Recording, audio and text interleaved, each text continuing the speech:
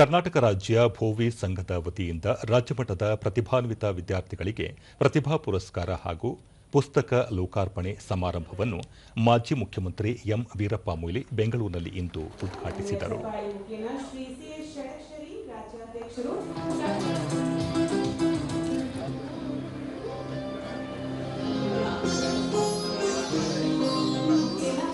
ಸಮುದಾಯದ ಉಳಿವಿಗೆ ಬೆಳವಣಿಗೆಗೆ ನೀತಿಯ ಪ್ರಾಮಾಣಿಕತೆ ದಕ್ಷತೆ ನಿಷ್ಠೆ ತೋರಿಸುವುದರ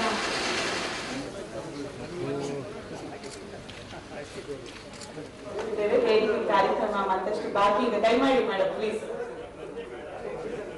ಪುಸ್ತಕ ಬಿಡುಗಡೆಗೆ ನಡೆದು ಬಂದ ಹಾಗೆ ಕುರಿತಾದ ವಿಡಿಯೋ ತುಣುಕು. ಇದೇ ವೇಳೆ ಸಂಘದ ಅಧ್ಯಕ್ಷ ಎಸ್ಎಲ್ ಗಂಗಾಧರಪ್ಪ ಅವರ 80ನೇ ವರ್ಷದ ಹುಟ್ಟುಹಬ್ಬವನ್ನು ಕೂಡ ಆಚರಿಸಲಾಯಿತು. ಈ ಸಂದರ್ಭದಲ್ಲಿ ಎಸ್ಎಲ್ ಗಂಗಾಧರಪ್ಪ ಹಾಗೂ ಸೀತಾಲಕ್ಷ್ಮಿ ಗಂಗಾಧರಪ್ಪ ಅವರನ್ನು ಸನ್ಮಾನಿಸಲಾಯಿತು. ಈ ವೇಳೆ ಕೇಂದ್ರ ವಾರ್ತಾ ಶಾಖೆಯ ಹೆಚ್ಚುವರಿ ಮಹಾನಿರ್ದೇಶಕ ಎಸ್ಜಿ ರವೀಂದ್ರ, ನಿವೃತ್ತ ಐಎಎಸ್ ಅಧಿಕಾರಿ ಎನ್ಸಿ ಮುನಿಯಪ್ಪ ಸೇರಿದಂತೆ ಹಲವರು ಉಪಸ್ಥಿತರಿದ್ದರು.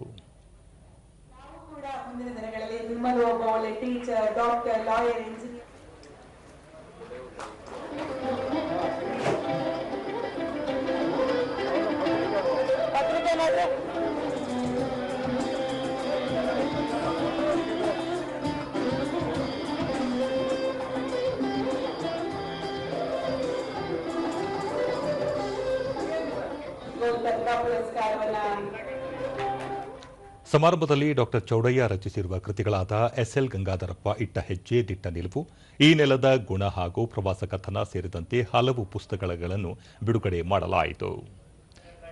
ಈ ವೇಳೆ ಸಮಾಜದ ಪ್ರತಿಭಾನ್ವಿತ ವಿದ್ಯಾರ್ಥಿಗಳಿಗೆ ಪ್ರತಿಭಾ ಪುರಸ್ಕಾರ ನೀಡಿ ಗೌರವಿಸಲಾಯಿತು.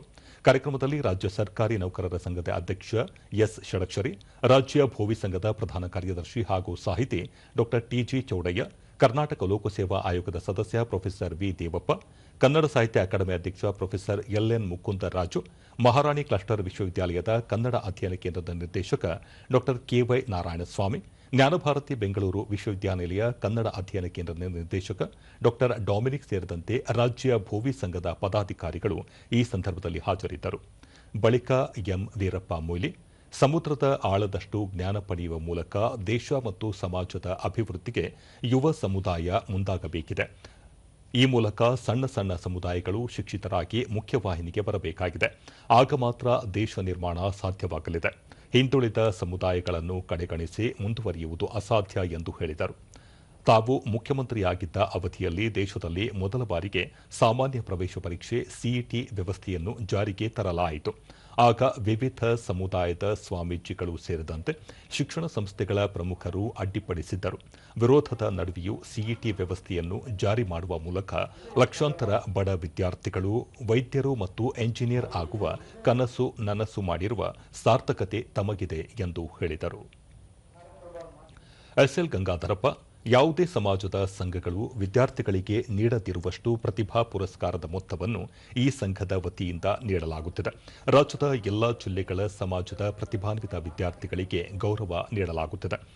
ಮೊದಲ ಬಹುಮಾನ 15,000, ಎರಡನೇ ಬಹುಮಾನ 10,000 ಹಾಗೂ ಮೂರನೇ ಬಹುಮಾನ 8,000 ರೂಪಾಯಿಯಂತೆ ಪ್ರತಿ ಜಿಲ್ಲೆಯ 3 ಮಂದಿ ಪ್ರತಿಭಾನ್ವಿತರನ್ನು ಗುರುತಿಸಿ ಗೌರವಿಸಲಾಗುತ್ತಿದೆ ಎಂದು ತಿಳಿಸಿದರು.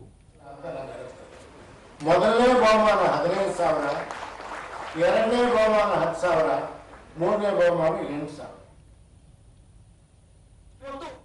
ಎಸ್ ಷಡಕ್ಷರಿ, ಅಧಿಕಾರಿಯಾಗಿದ್ದವರಿಗೆ ಇಲಾಖೆ ಬಗೆಗಿನ ಪ್ರೀತಿ, ಕಾಳಜಿ, ಬದ್ಧತೆ ಇದ್ದರೆ ತಾವು ಕೆಲಸ ಮಾಡುವ ಇಲಾಖೆಯನ್ನು ಮಾದರಿಯನ್ನಾಗಿ ಮಾಡಬಹುದು ಎನ್ನುವುದಕ್ಕೆ ಹಿರಿಯ ಐಎಎಸ್ ಅಧಿಕಾರಿಯಾಗಿದ್ದ ಎಸ್ಎಲ್ ಗಂಗಾಧರಪ್ಪ ತಾಜಾ ಉದಾಹರಣೆ. ಸರ್ಕಾರದ ಸೇವೆಯಿಂದ ನಿವೃತ್ತರಾದ ನಂತರ ಸಮಾಜ ಕಟ್ಟುವ ನಿಟ್ಟಿನಲ್ಲಿ ನಿರತರಾಗಿರುವುದು ಶ್ಲಾಘನೀಯ ಎಂದರು.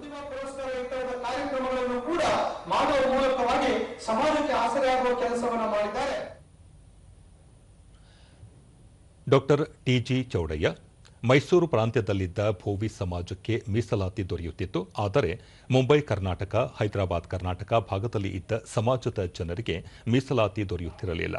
ಸಮಾಜದ ಎಲ್ಲರಿಗೂ ಮೀಸಲಾತಿ ದೊರೆಯುವಂತೆ ಮಾಡುವಲ್ಲಿ ಹಲವರ ಹೋರಾಟ ದೊಡ್ಡದು ಎಂದು ಹೇಳಿದರು. ಅದರಲ್ಲಿ ನಾವು ಪ್ರಯೋಜನ ಪಡ್ಕೊಳ್ಳೋಕೆ ಸಾಧ್ಯ ಇಲ್ಲ. ನಾವು ಬೇರೆ ಬೇರೆ ಕ್ಷೇತ್ರಗಳಿಗೆ ನಾವು ಈಗ ದಾಪುಗಾಲಿಡಬೇಕಾಗಿದೆ. ಈ ಮಕ್ಕಳಲ್ಲಿ ಅದೊಂದು ಅವೇರ್ನೆಸ್ ಮೂಡಿಸಬೇಕಾಗಿದೆ. ಪ್ರೊಫೆಸರ್ ವಿ ದೇವಪ್ಪ, ಬಡತನದಿಂದ ಬೆಳೆದು ಬಂದ ಅನೇಕರು ಸಮಾಜದಲ್ಲಿ ಉನ್ನತ ಸ್ಥಾನಮಾನದಲ್ಲಿ ಇದ್ದಾರೆ ಎಂದರು.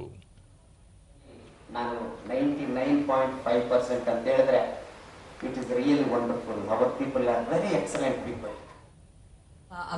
ಇದೇ ಸಂದರ್ಭದಲ್ಲಿ ಕರ್ನಾಟಕ ಭೋವಿ ಸಂಘ ನಡೆದು ಬಂದ ಹಾದಿಯ ಕುರಿತು ಸಾಕ್ಷ್ಯಚಿತ್ರ ಪ್ರದರ್ಶಿಸಲಾಯಿತು.